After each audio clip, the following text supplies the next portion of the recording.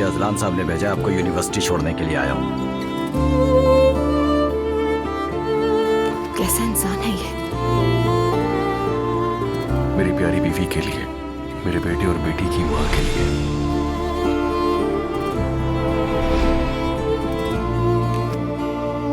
जो दिखावा तुमने किया वो गैर जरूरी था।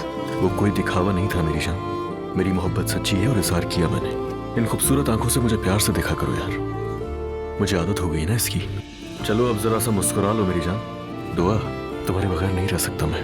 प्लीज यार घर वापस आ जाओ, ये जिद छोड़ दो तो ही अच्छा है। शब बखैर मिस्टर अजलान। घर से उठा लूंगा मैं तुम्हें, घर से।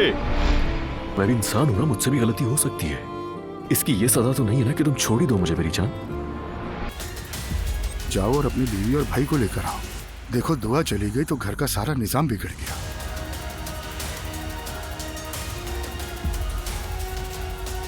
ईमान, खैरियत है? मैं यहाँ आपको सच्चाई बताने के लिए आई हूँ। मैंने अपनी जिंदगी में कभी भी पर्दा नहीं किया, सिर्फ रेहान के कहने पर किया। आपके खानदान को सिर्फ बेवकूफ बनाया जा रहा है। बेटा अब मैं बूढ़ा हो रहा हूँ, मैं तुम्हें हमेशा नहीं संभाल सकता।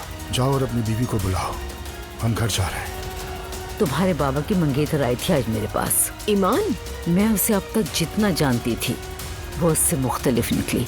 समझ में नहीं आया मरियम साहब, उस बात का हमसे क्या ताल्लुक? रेहान मेरे बेटे को धोखा देगा, तुम ये बात जानती थी। याद है इस क्लब में शामिल होने से पहले तुम दोनों एंटी थे एक दूसरे के। कुछ चीजें स्टार्टिंग में जितनी बुरी लगती हैं वो आगे जाकर उतनी ही अच्छी लगती हैं। मैं अपनी मामा को भी खबर दे दूंगा। तुम्हारे मामा पापा सेपरेट नहीं है क्या? बिल्कुल है, बस तलाक नहीं हो सकी, ये कहो। रोहान बहुत बीमार है।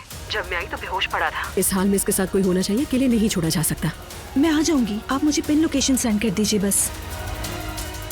नूर फातिमा, तुम्हें पसीना आ रहा है, शर्ट चेंज कर लो तुम।